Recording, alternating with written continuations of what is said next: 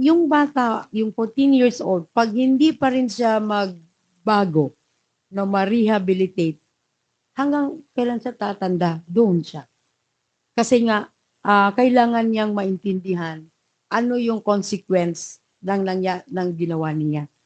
Sa ngayon kasi, hindi pa niya yun maintindihan. Hindi pa niya masyadong para bang like an adult appreciation of things.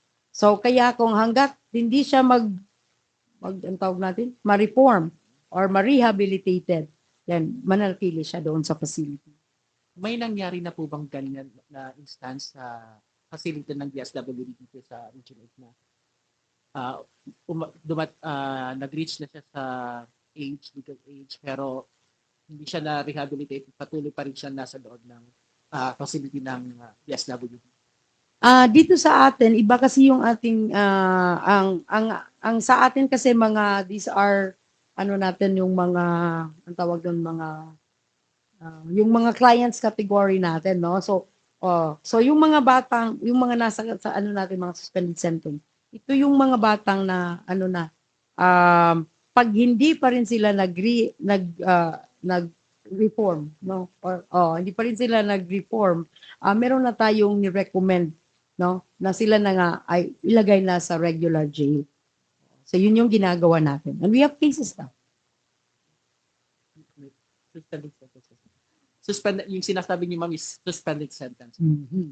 Pero wala pa yung case na hindi siya na-file ng case because wala siyang criminal liability. Wala tayong ganong case. Oo. Again, very clear tayo, depende yung sa edad. Because sabi nga natin, yung 15, iba yung treatment niya. More than, ano na kasi siya, 15 years and 4 months, no? So, above. So, given that, iba yung kanyang handling, no? Yung process niya, procedures and all. Iba naman yung 14. So, pagtanong niya yung 14, I think na-respond na natin yan, na hanggat hindi siya mag-reform, dyan siya. Kailangan lang natin masigurado that all the intervention and appropriate intervention. Yung 15, again, dahil nga may case na siya ngayon, depende sa progress ng case. And then of course, sabi nga natin, upon the assessment of the social worker of our facility, kung siya nga ay merong na-rehabilitated again, our role is to submit that to court.